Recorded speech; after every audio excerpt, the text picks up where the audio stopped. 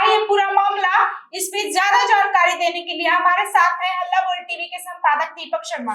प्रशांत किशोर पर एफआईआर दर्ज की गई है और यह आचार संहिता उल्लंघन का मामला है। प्रशांत किशोर वैशाली के राघोपुर गए थे। राघोपुर में उन्होंने तेजस्वी यादव को खुली चुनौती दी थी।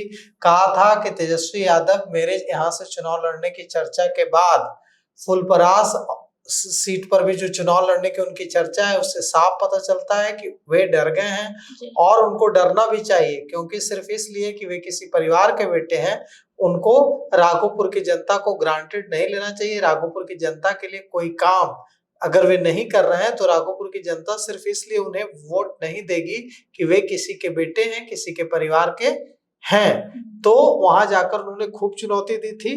लेकिन ये जो एफआईआर की गई है, यह एफआईआर आचार संहिता उल्लंघन के मामले में की गई है। राघोपुर के अंचलाधिकारी दीपक कुमार के बयान पर प्रशांत किशोर के खिलाफ राघोपुर थाने में केस दर्ज किया गया है। प्रशांत किशोर अपने बड़े काफिले के साथ वैशाली जिले के राघोपुर में गए थे, जिसके बाद उनके काफिले में बड़ी संख्या में गाड़ियां थी और गिनती मुश्किल थी, इतनी गाड़ियां थी। जिसके बाद अब अंचलाधिकारी दीपक कुमार के आवेदन पर प्रशांत किशोर के खिलाफ आचार संहिता उल्लंघन का मामला दर्ज किया गया है। एफआईआर दर्ज की गई है और प्रशांत किशोर पर ही दर्ज नहीं की गई एफआईआर, प्रशांत किशोर के साथ साथ जनसुराज के प्रखंड अध्यक्ष और कई दूसरे लोगों पर राघोपुर थाने में एफआईआर प्राथमिकी दर्ज कराई गई है।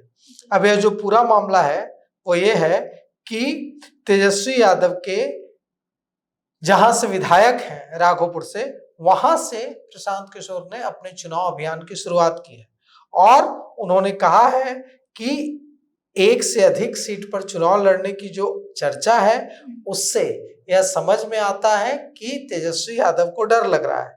और उन्होंने यह भी कहा कि शायद उनका हश्र उनके सहयोगी राहुल गांधी जैसा हो सकता है। 2019 में राहुल गांधी वायनाड से तो जीत गए थे, लेकिन अपनी पारंपरिक सीट जो थी उनकी अमेठी लोकसभा सीट, वहां से हार गए थे। राघोपुर विधानसभा क्षेत्र में प्रशांत किशोर का जोरदार स्वागत हुआ था, खूब भीड़ जुटी थी और खूब जय बिहार के नारे लगे थे। प्रशांत किशोर जिंदाबाद के भी नारे लगे, लेकिन प्रशांत किशोर ने कहा कि किसी के जिंदाबाद के नारे तब तक नहीं लगने चाहिए जब तक बिहार जो आगे बढ़ चुके राज्य हैं उनकी तुलना में इतना पीछे है, हमें किसी का जिंदाबाद करने का कोई हक नहीं है। इसीलिए जय बिहार का नारा लगाइए और उन्होंने वहां लोगों से जय बिहार के नारे लगवाए और जनसुराज के समर्थकों कार्यकर्ताओं में उत्साह भरने की कोशिश की। खूब ढोल नगाड़े की थाप पर फूल मालाओं से उनका अभिनंदन किया गया। और यह देखिए, ये 50 किलोमीटर दूर है लगभग यहाँ से, पटना से राघोपुर। ये गंगा के उस पार स्थित है और तेजस्वी यादव का पारंपरिक निर्वाचन क्षेत्र है। यहाँ से लालू प्रसाद यादव विधायक चुने जा चुके हैं, यहाँ से राबड़ी देवी विधायक चुनी जा चुकी हैं, लेकिन राबड़ी देवी यहाँ से चुनाव हार भी चुकी हैं। तो यह जो लोग कहते हैं कि नहीं तेजस्वी यादव को राघोपुर से हराना नामुमकिन है, उनको यह बात याद रखनी चाहिए कि तेजस्वी यादव की माता जी राबड़ी देवी हार चुके हैं राघोपुर से चुनाव। तो अगर तेजस्वी यादव ने वहां के लोगों के लिए काम किया है तो जरूर जीतेंगे तेजस्वी यादव।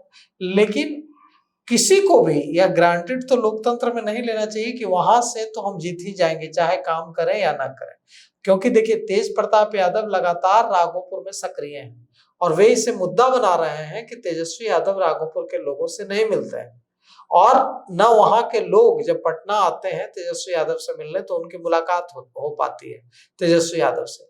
अभी कुछ समय पहले क्या हुआ था, जब राघोपुर बाढ़ में डूबा हुआ था तो वहां के बाढ़ पीड़ित लोग बड़ी संख्या में पटना पहुंचे थे तेजस्वी यादव से अपने विधायक से मिलने, लेकिन उनकी मुलाकात तेजस्वी यादव से नहीं हो पाई। इसके बाद वे सारे पहुंच गए तेजस्वी यादव के बड़े भाई तेज प्रताप यादव से मिलने उनके आवास पर। तेज प्रताप यादव ने राघोपुर से आए बाढ़ पीड़ित लोगों से मुलाकात की, उन्हें खाना खिलाया, उन्हें पानी पिलाया, उनके रहने की व्यवस्था कराई। इसके अलावा जब राघोपुर बाढ़ में डूबा हुआ था उस दौरान तेजस्वी यादव वहां नहीं जा पाए थे। वे नेता प्रतिपक्ष हैं, राष्ट्रीय जनता दल के युवराज हैं, लालू प्रसाद यादव के उत्तराधिकारी हैं, तो उन्हें हजार काम होते होंगे, लेकिन एक विधायक भी तो है राघोपुर के। तो जब वे राघोपुर नहीं गए तो तेजस्वी यादव के बड़े भाई तेज प्रताप यादव अपने साथ डॉक्टर्स की टीम, भारी मात्रा में अनाज, दवाइयां, ये सब लेकर ट्रैक्टर से अनाज, दवाइयां और लेकर वहां पहुंचे। डॉक्टर्स की बड़ी टीम लेकर पहुंचे। अनाज लोगों में, बाढ़ से जूझ रहे लोगों को राशन बांटा, लोगों को दवाइयां बंटवाई, डॉक्टरों से उनका इलाज करवाया और वहां के लोगों में से पूछा भी कि आपका विधायक कहाँ है, क्या आपका विधायक आता है, या सीधा सीधा तंज तेज प्रताप यादव का तेजस्वी यादव पर था।